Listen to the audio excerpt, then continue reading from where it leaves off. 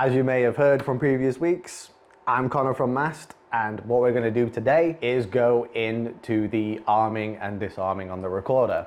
What that will allow you to do is set a schedule for certain actions. This is the latest firmware for the NVR4 series recorders, so it should, if you have a new recorder, your screen should look very similar to this. Under Event, Alarm and Disarming, by default your settings will look like this. So your disarming is set to arm.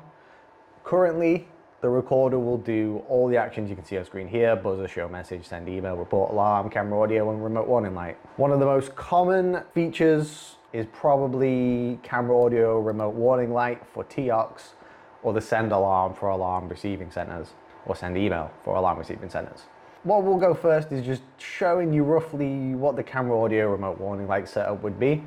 Here we have our recorder armed. So what you could do is that when the recorder's armed, have the remote warning light, but when it's disarmed, it will not do the camera audio remote warning light, which is how it's currently set up. If you were setting up TOCs and they were arming and doing their alarm sirens for some reason, you can simply just press disarm, apply, yep, and now they wouldn't arm.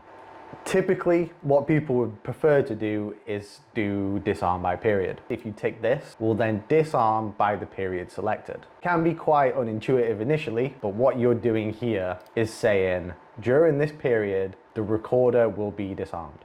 If I just press apply here, what my current setup will say is that even though arm is selected at the top of the screen, the recorder will be continuously disarmed. So even though I've set arm, you will not get any audio or remote warning light.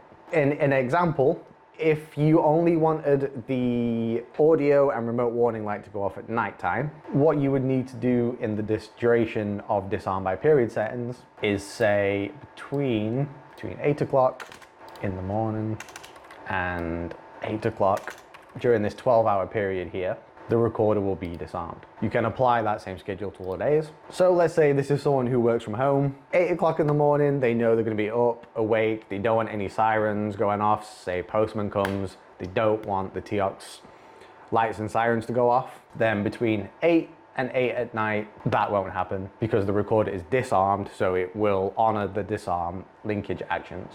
During the period where you can see the grayed out area of the screen, the recorder is armed. So here you are selecting when you want the recorder to be disarmed and not do the lights and sirens in this case. Apply that. My recorder is now armed, but currently it is 5 to 10 in the morning. During this time, the recorder would be disarmed. Anyone was to walk in front of the camera would not do the lights or sirens. Another option here which can confuse people is the event notifications is not for the entire recorder. This is just for the arming schedule. So event notifications is on by default, which means during the recorder being disarmed and armed, you will get event notifications for SMD, IVS, etc. But if I choose close, the recorder will only give me notifications when it's armed, and some people would prefer that because they don't want notifications when there's going to be a lot of people around. Let's say it's a business and they've got internal cameras, they don't want a notification for every single person inside the shop, but they would really like notifications when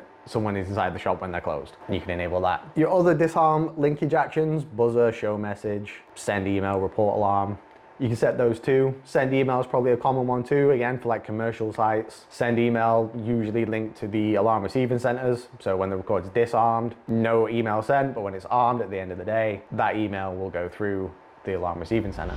Another quick thing to mention, you can arm disarm the recorder from the app. So under the device details on your app, you'll see an option for disable alarm linkage. Let's say your sirens are active from 10 o'clock at night onwards, but you're coming home late, but you don't want to wake up all the neighbors. It doesn't have to just be that schedule controlling it. So if you're coming in, you could, on your app, disable alarm linkage. Currently, you can see it's armed on my screen. If I disable the alarm linkage, refresh that, you'll see it's moved to disarm because I have manually said I don't want the sirens to go off. Once I'm back in the house and I want the sirens to go off again if someone was to be detected and to start honoring the schedule again, if I then just disable the alarm linkage again, refresh, you'll see that the recorder is now armed and still honoring the schedule that we originally set.